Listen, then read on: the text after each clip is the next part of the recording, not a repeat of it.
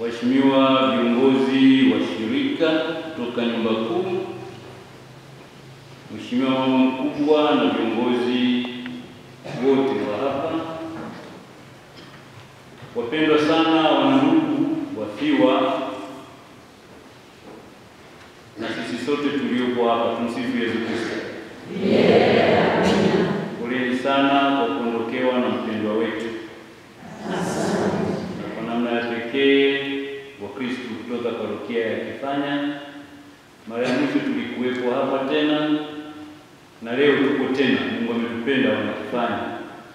Shukuruni kwa kila jambo, hata kama linaleta majonzi na yote.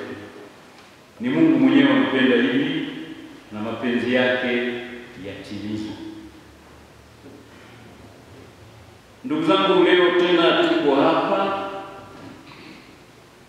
Naomba nitumie maneno haya, tunapewa tena barua ya wazi na Mungu mwenyewe kupitia mpendwa wetu Sister Presiana Mkolwe au Samkolwe, ambaye anatukumbusha, anatujulisha kwamba sisi tuwasafiri hapa duniani, makao yetu yako mbinguni. Hapa ni mahali pa kujitayarisha ili hatimaye tufike kule ambapo Mungu mwenyewe anataka tuwepo. Masomo yetu yote yanatukumbusha, yanatutahadharisha, yanatuangalisha juu ya kuwa tayari muda wote. Somo la kwanza kutoka kitabu cha Hekima, mwandishi wa kitabu kile anajaribu kutuambia kwamba uzee ulio mkamilifu si swala la miaka mingi, isipokuwa ni maisha safi na yaliyo matimilifu. Hayo ndiyo yanayompa mtu aonekane kwamba amepata uzee ulio safi na ulio kamili au ulio kamilifu. Na kwa njia hiyo Mungu kwa huyu aliyekamilika anaona ni bora itoe roho yake, aichukue roho yake kwa namna Mungu atakavyofanya, ili haya ya dunia yasimharibu, yakampotezea tuzo la milele.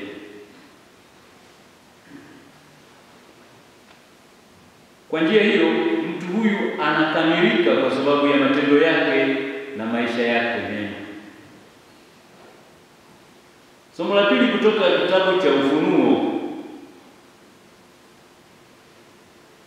linatukumbusha kuwa maisha mema na matendo safi ni nauli ya safari yetu ya kwenda mbinguni.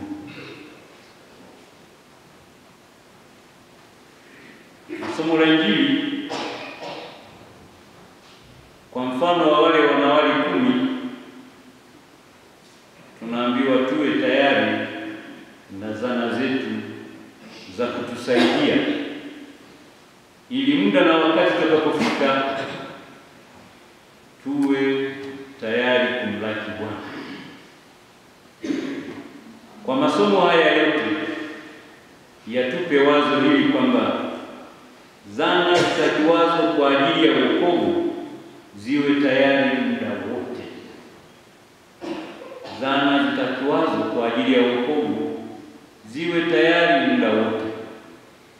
Kwa neno moja tu ningesema masomo yetu yanatuambia kesheni. Ndio lile analosema Mtume Luka, Mwinjili Luka, kwamba kesheni kwa kuwa hamjui siku wala saa atakayokuja Mwana wa Adamu.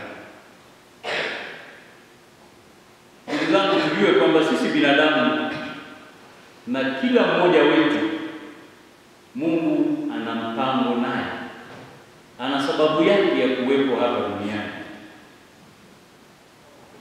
Tupo hapa duniani kwa ajili ya tumjue Mungu, tumpende Mungu, tumtumikie na hatimaye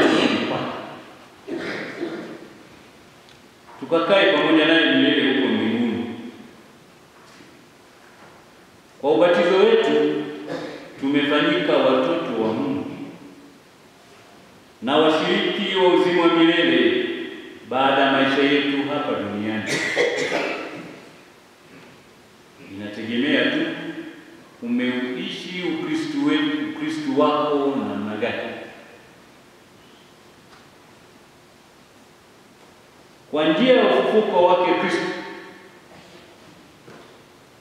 ametupa nasi tumaini la kufufuliwa naye na kupokewa naye mbinguni, kama tunavyosoma katika waraka wa kwanza Mtume Paulo kwa Wakorinto sura ya 15 aya ya 22. Na Kristo mwenyewe alipokuwa anakaa mbinguni alituambia au aliwaambia wafuasi wake, na kwenda kwa Baba ili pale nitakapokuwapo na ninyi muwepo.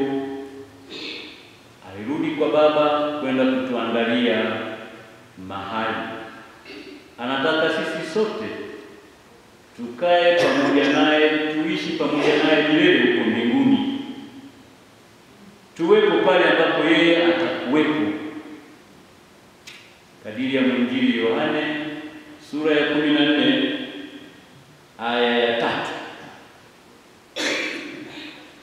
Kwa hiyo ndugu zangu, maisha yetu ya hapa duniani yawe ni matayarisho ya kupokewa na Mungu mbinguni. Maisha yetu hapa duniani tuishi tukijua kwamba siku moja tutamrudia Baba yetu wa milele, na kwa kuwa Kristo mwenyewe ndiye njia, ukweli na uzima kwenda kwa Baba, na ametujulisha huyu Baba, yafaa na inatakiwa tuishi tukijua kwamba siku moja tutapokewa naye mbinguni. Vigezo vitakavyotusaidia kupokewa naye mbinguni Yesu ametuambia. Ukisoma Injili ya Mathayo sura 25 kuanzia mstari wa 34 hadi 40, ni matendo ya kila siku ya kawaida tunayotendeana. Na hata Yesu anasema, lolote ulilomtendea mmoja wa huyu mdogo umenitendea mimi.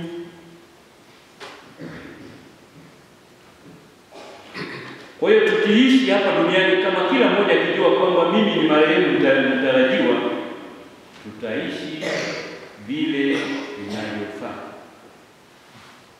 Tutaishi tukijua kwamba siku moja tutamrudia Mungu mwenyewe, na huko tutatoa hesabu ya maisha yetu.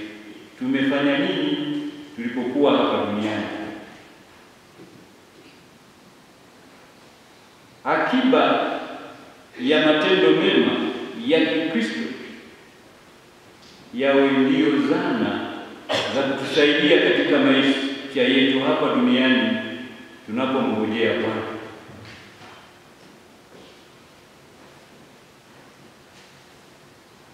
Yafaa kila mmoja ajiulize, maisha haya ninayoishi, matendo yangu haya ninayotenda, na vyovyote vile ninavyofanya, yananipa tija mbele ya Mungu? Naomba tuimbe wote, matendo mema nauli safari ya mbinguni. Tuimbe huo.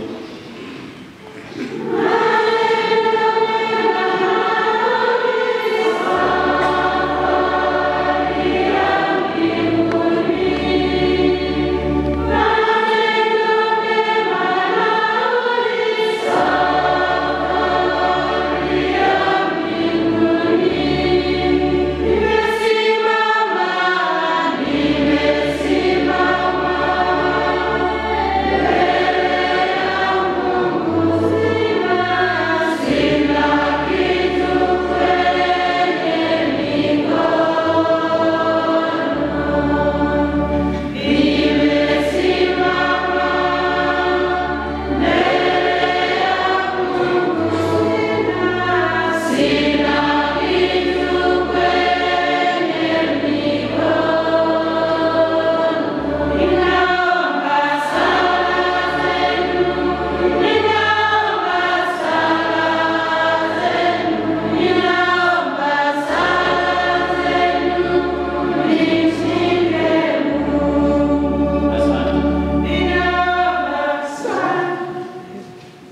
Kwa hiyo masomo yetu ya leo, toka somo la kwanza, somo la pili na Injili, yanatukumbusha juu ya matendo yetu mema.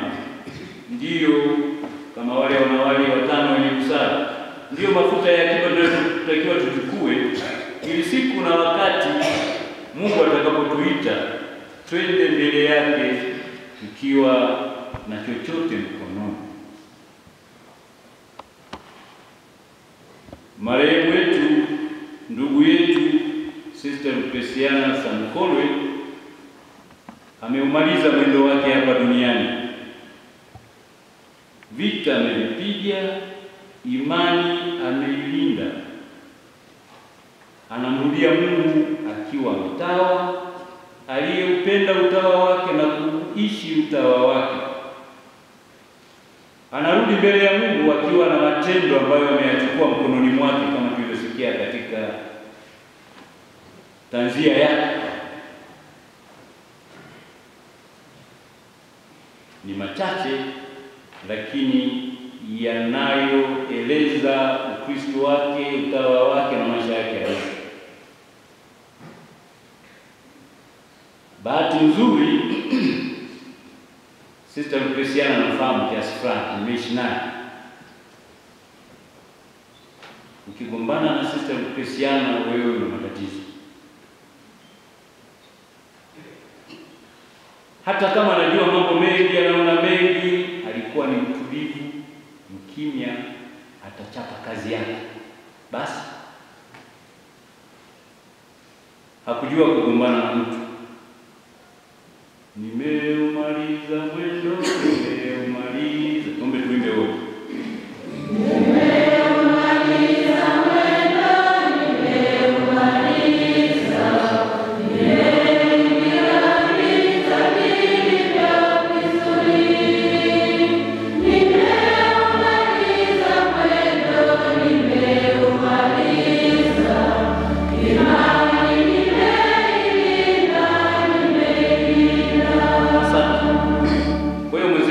Mbele ya Mungu akiwa na matendo yake yanayong'aa mkononi mwake.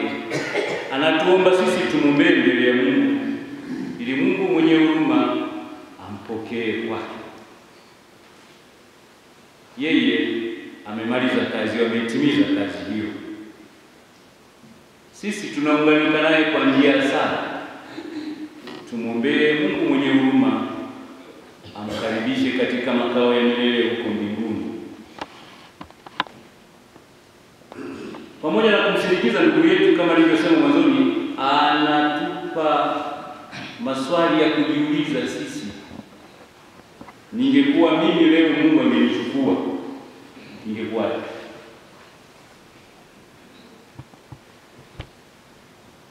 na hali yangu nilivyo, na matendo yangu yalivyo, na Ukristo wangu ulivyo, na upadre wangu ulivyo, na utawa wangu ulivyo, ingekuwaje?